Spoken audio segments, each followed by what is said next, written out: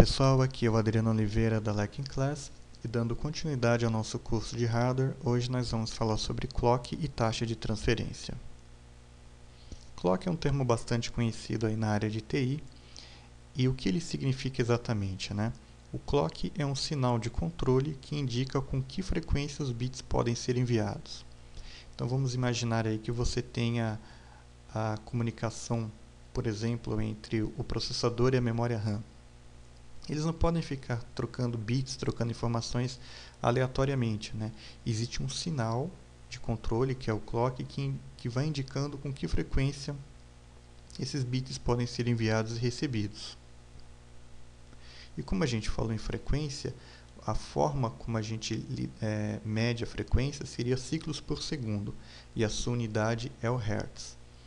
O que isso significa? Quando eu digo, por exemplo, que um determinado dispositivo trabalha a, vamos por 100 MHz, isso aí é igual, o mega, né, em decimal é igual a 10 elevado a 6, né? Na aula passada nós falamos sobre numeração binária, mas quando a gente fala em hertz, a gente fala em decimal ainda. Então, o nosso mega aqui é 10 elevado a 6. Assim como o giga aqui vai ser igual a 10 elevado a 9. E o que significa então esse 100 MHz? Esse 100 MHz significa que nós temos 100 milhões de ciclos em um segundo. Tá certo? Essa é a ideia dos 100 MHz. E o nome Hertz, então, faz uma referência ao físico alemão. Aí vocês vão me perdoar porque eu não falo alemão. O Heinrich Hertz, tá? Que entre outras coisas aí, conseguiu, na época, né, fazer um dispositivo aí que transmitia, né, que emitia e podia receber ondas eletromagnéticas, ondas de rádio. E com isso a gente pode passar para o nosso próximo assunto, que é a taxa de transmissão. O que é a taxa de transmissão? Taxa de transmissão, algumas vezes você ouve como throughput, né, em inglês. Então, ela é a medida que você, consegue multiplicando a quantidade de bits pelo clock. Então, naquela hora, por exemplo, nós falamos que você tinha uma frequência com que os bits são enviados de um lado para o outro. Aqui a gente está falando o quê? Quantos bits eu posso enviar a cada ciclo de clock? Então, se eu falo, por exemplo, que um processador trabalha com uma determinada interface, né? Isso a gente vai ver depois com mais detalhes. Mas imagina que então você tem um dispositivo aí que trabalha com aqueles famosos 100 MHz que a gente discutiu no slide anterior, né? E eu tenho, por exemplo, que a quantidade de bits, né, ou o tamanho da palavra que ele manipula é 16. Então ele consegue aí mandar 16 bits a cada ciclo de clock. Então,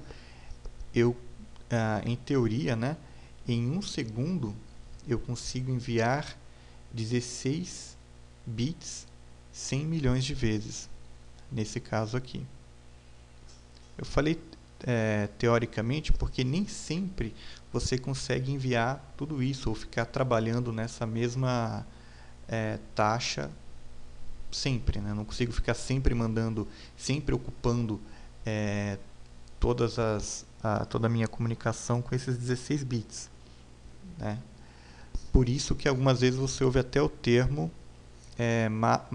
máxima taxa de transmissão teórica, por exemplo, né? Basicamente é daí que vem a ideia. E como é que isso é medido? Isso é medido de duas formas. Quando eu falo em transmissão serial, onde os bits são enviados em série, ou seja, eles são enviados um após o outro, essa transmissão ela é medida em bits por segundo.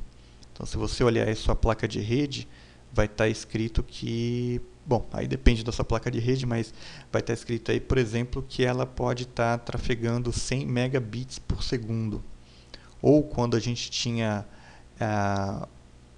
algumas pessoas ainda usam, né, mas acho que muito pouco. Há uns anos atrás o pessoal usava aquelas placas de fax modem, né? Aí aparecia lá que a placa de fax modem então trabalhava a 56K, né? Era 56K bits por segundo. Né? O que quer dizer isso? Que a cada segundo então... Nossa, ficou estranho. Que a cada segundo então ele poderia enviar ou receber 56K bits. Tá bom? Agora, se a transmissão for paralela, então mais de um bit é enviado por vez. Aí sim vai depender do tamanho da palavra, né? Nesse caso, eu meço aí em bytes por segundo. Tá certo? Então, os barramentos internos aí do micro, por exemplo, eles trabalham em bytes por segundo. Para dar um exemplo aí para vocês, imagina assim, ó, eu tenho 100... Opa! Deixa eu apagar aqui e escrever direitinho. Então, como eu estava comentando aí, né? Imagina então que eu tenho um dispositivo que ele trabalha aí na frequência de 100 MHz, de 7 MHz, né? É até um exemplo aí dos barramentos ISA antigo aí. A gente dá uma olhada nisso numa das aulas mais para frente, mas só para dar um exemplo fácil aí. Então eu tenho cara aí com 7 MHz. Tá certo? O que vai acontecer? Então imagina que essa aqui então é o meu clock. Beleza? Isso é o clock. É a frequência, tá? E esse cara então, ele consiga transmitir a cada pulso de clock 16 bits.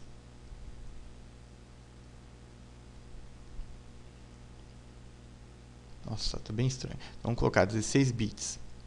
Isso daqui seria a largura minha, né? Ou seria o tamanho da palavra que eu consigo manipular. Vou colocar aqui palavra, mas só para facilitar. Então, o que vai acontecer? Eu vou multiplicar esse 16 por 7. Né? Vamos dar uma olhada aí quanto que dá isso daí. Então, abrir a calculadora do Windows aí. 16 vezes 7 vai me dar 112. Mas 112 o quê? Né? 112 o quê? Vai me dar 112 megabits por segundo. Só que essa aqui é uma transmissão paralela, né? Eu tenho 16 bits enviando de uma vez. Então, o que eu tenho que fazer? Eu tenho que pegar esse 112 megabits por segundo e dividir por 8. Olha, tá bem estranho. Então, eu tenho que dividir isso aqui por 8. E eu vou ter, então, meus 14 megabytes por segundo. Essa é a minha ideia. Tá? Por que eu dividi por 8? Lembrando na aula passada, né? 1 byte é igual a 8 bits. Beleza? Então, quando eu quero transformar byte em bits, eu tenho que multiplicar por 8. Se eu quiser fazer o contrário, quiser transformar bits em bytes, aí eu divido por 8. Então, 112 dividido por 8 igual a 14. Então, essa seria a minha taxa de transferência de um barramento aí que trabalha com 7 MHz e tem 16 bits a cada ciclo de clock. Mais ou menos isso, mais ou menos essa a ideia aí que eu tenho para passar para vocês. E o importante então para a gente é que você lembre que a taxa de transmissão em dispositivo serial, em rede, a sua USB, o HD SATA ele é dado em bits por segundo. E na transmissão paralela, ele é dado em bytes por segundo.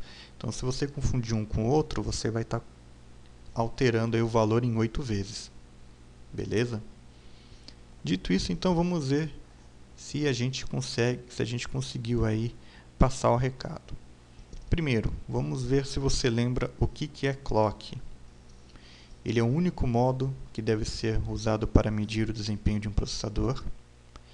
Ele é um sinal de controle que indica com que frequência os bits podem ser enviados. Ou ele é a medida de tensão elétrica gasta para o envio de dados. Se você respondeu o B, você acertou. Clock, então, é um sinal de controle que indica com que frequência os bits podem ser enviados. Segunda pergunta. Qual das frequências aqui é maior? Uma frequência de 100 MHz? Uma frequência de 2 GHz? Ou uma frequência de 900 MHz? Se você respondeu o B, está certo, né? Dessas três frequências, a maior frequência seria a de 2 GHz. Para terminar, como é medida a taxa de transferência em uma transmissão paralela? Em bytes por segundo? Em bits por segundo? Ou em hertz? Se você respondeu então o A, você acertou, é em bytes por segundo.